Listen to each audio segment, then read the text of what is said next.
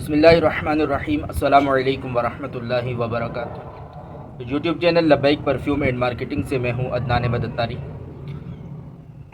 On line کاروبار کے حوالے سے میں اس سے پہلے 2 ویڈیوز اپلوڈ کر چکا ہوں، اور آج بھی ایک نہایت اہم پوائنٹ لے کر آپ احباب کی خدمت میں حاضر ہوا ہوں، اور یہ پوائنٹ انشاءاللہ العزیز ہر اس شخص کو فائدہ دے گا جو اس فیلڈ میں آنا چاہتا ہے یا پہلے سے اس فیلڈ میں موجود ہے لیکن کامیابی حاصل نہیں کر پا رہا۔ تو یاد رکھیے کہ آن لائن کاروبار ہو یا آپ یوٹیوب چینل بنا کر اس کے ذریعے ارننگ کرنا چاہتے ہو، یا فری لانسنگ کے تھرو اپنی سروسز سیل کر کے ارننگ کرنا چاہتے ہوں، یا نارملی آپ نے کسی محلے میں، کسی علاقے میں، کسی بازار میں کوئی دکان کھولی ہے اور اس پر سیل پرچیز کر کر آپ پیسے کمانا چاہتے ہیں، یا کوئی بھی دنیا کی فیلڈ ہے آپ اس میں کامیابی حاصل کرنا چاہتے ہیں، تو اس کے لیے لازمی ہے کہ آپ کے ٹینک میں شارک ہو۔ یہ جملہ بڑا اہم ہے کہ کامیابی کے لیے آپ کے ٹینک میں شارک کا ہونا ضروری ہے۔ شارک مین شارک مچھلی۔ اگر آپ کے ٹینک کے اندر شارک مچھلی نہیں ہے تو آپ کامیاب نہیں ہو سکتے، پھر آپ چھوڑ دیں۔ آپ کہیں گے جناب یہ کیا بات کر رہے ہیں، ہمیں کچھ نہیں سمجھ آ رہی، تو میں ذرا آپ کو سمجھاتا ہوں کہ جاپانیوں کو مچھلیاں کھانے کا بڑا شوق تھا، تو سمندر کے قریبی علاقوں میں ان کی جو فشنگ کی کمپنیز ہیں، کمپنیوں والے، ان کو جتنی مقدار مچھلیوں کی ضرورت تھی اتنی مچھلیاں ملتی نہیں تھیں۔ اس کے لیے انہیں دور دراز کئی مہینوں دور سمندر میں رہ کر مچھلیاں پکڑنا پڑتی، تو جب وہ مچھلی لے کر ساحل پر پہنچتے، علاقوں پر پہنچتے، تو مچھلی باسی ہو جاتی، لوگ اس کے ذائقے کو پسند نہیں کرتے۔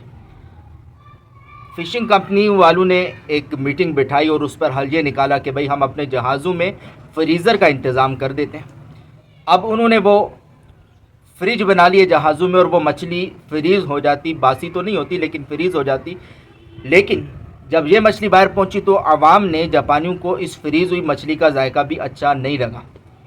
اب انہوں نے تیسرا حل یہ نکالا کہ جناب ہم اپنے جہازوں کے اندر ٹینک بنا دیتے ہیں، اس میں پانی ڈال دیتے ہیں اور مچھلیاں پکڑ کر اس ٹینک میں ڈال دیں گے، تو یوں زندہ مچھلی علاقے میں پہنچے گی اور زندہ اس کو نکالیں گے اور وہ تازہ مچھلی کو کھایا جائے گا، تو یوں ہمارے لوگوں کو مچھلی کا ذائقہ پسند آئے گا۔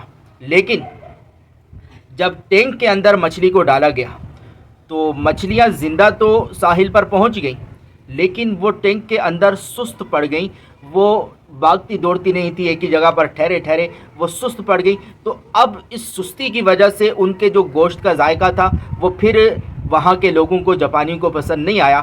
اب بالآخر یہ تمام کے تمام فشز کمپنیز کے بڑے سر جوڑ کر بیٹھ گئے، اور انہوں نے آخر میں حل یہ نکالا کہ جناب ہم ہر ٹینک کے اندر ایک شارک کو ڈال دیتے۔ اب وہ ٹینک کو مچھلیوں سے بھر دیتے، اس کے اندر ایک شارک ڈال دیتے۔ شارک چند مچھلیاں تو کھا لیتی، لیکن بقایا تمام مچھلیاں شارک کی موجودگی کی وجہ سے اپنی جان بچانے کے لیے پورے ٹائم حرکت میں رہتی، یہاں سے وہاں دوڑتی، وہاں سے یہاں دوڑتی۔ وہ کسی صورت جو ہے نا سست نہیں ہوتی تھی، ہمیشہ وہ چاق و چوبند رہتی اور وہ حرکت میں رہتی۔ یوں چست اور فریش مچھلی ساحل پر پہنچنے لگی، اور جاپانیوں کو ان مچھلیوں کا ذائقہ پسند آیا۔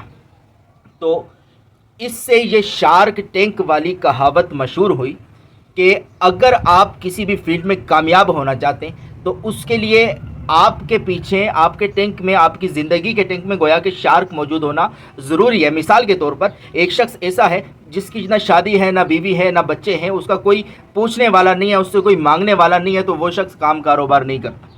کیوں؟ اس کی چند 100 روپے کی ضرورت ہوتی ہے، 2-4 گھنٹے کام کیا، وہ اس کو مل گئے، وہ لے کر بیٹھ گیا۔ اس کے برعکس ایک ایسا شخص ہے کہ جس کے پیچھے 10 بندے پوچھنے والے، اس نے شام کو جا کے ان سب کے کھانے کا بندوبست کرنا ہے، ان کے کپڑوں کا بندوبست کرنا ہے، ان کے اسکولوں کی فیسز دینی ہے۔ تو اب یہ شخص اگرچہ بیمار ہو، تکلیف میں ہو، کچھ بھی ہو، یہ شخص کام کرے گا۔ کیوں؟ کہ پیچھے 10 بندے ہیں جس کو اس نے کھلانا ہے۔ تو اس لیے آپ بھی اگر آن لائن کام کرنا چاہ رہے ہیں تو چاہیے کہ آپ کے پیچھے کوئی مقصد ہو، کوئی ضرورت ہو، تو آپ اس کام میں ہاتھ ڈالیں، بغیر ضرورت کے آپ اس کام میں نہیں گھومیں، خود بھی نقصان کریں گے اور کئی لوگوں کو جو ہے نا آپ کئی لوگوں کے کام کو فضول میں متاثر کریں گے اور عوام بھی آپ سے پریشان ہوگی۔ میں ایک ایسے شخص کو جانتا ہوں جسے کاروبار کی ضرورت نہیں تھی اور اس نے آن لائن کاروبار کھولا اور خود وہ کروڑ پتی تھا۔ اس نے شروع تو کیا لیکن 1 سال تک تو کوئی خاص مینجمنٹ ہی نہیں ہے، لاکھوں روپے ماہانہ لگ رہے ہیں، کچھ بھی نہیں رہا۔ اور ہم نے جب اس کا سسٹم دیکھا تو وہ کافی زیادہ نقصان میں تھا، پھر اسے کچھ سمجھایا تو کچھ اسے سمجھ آنے لگی، لیکن یہ 1.5 سال کے بعد جب وہ 15-20 لاکھ روپے برباد کر چکا تھا، اس کے بعد اس کی آنکھ کھولی گئی کہ بھئی یہ تم برباد کر چکے ہو 15-20 لاکھ روپے، اگر اسی طرح چلتے رہے تو پھر شاید جو تم کروڑ پتی ہو نا اس لیول سے نیچے آ جاؤ گے۔ تو اب اس کی تھوڑی آنکھ کھلی تو اب وہ چیک اینڈ بیلنس کا سسٹم کرنے لگا۔ تو بات یہ ہے کہ اگر آپ آن لائن فیلڈ میں آنا چاہتے ہیں یا کسی بھی اور فیلڈ میں آنا چاہتے ہیں تو آپ کے پیچھے ضروریات ہونی چاہیے، ٹھیک ہے، جن ضروریات کو آپ پورا کرو اور اس کام میں کوئی بھی کام ہو مستقل مزاجی کے ساتھ اسے کریں، ایک عرصے تک کریں گے تو جا کے کامیابی ملے گی۔ یاد رکھیں کامیابی 2-4 دن کے اندر نہیں ملتی، اور کامیابی کتنے عرصے میں ملتی ہے اس کے حوالے سے بھی میں انشاءاللہ ویڈیو بناؤں گا، اور اگلی ویڈیو میں انشاءاللہ یہی ٹاپک آپ کے ساتھ انشاءاللہ ڈسکس ہوگا۔ السلام علیکم ورحمۃ اللہ وبرکاتہ۔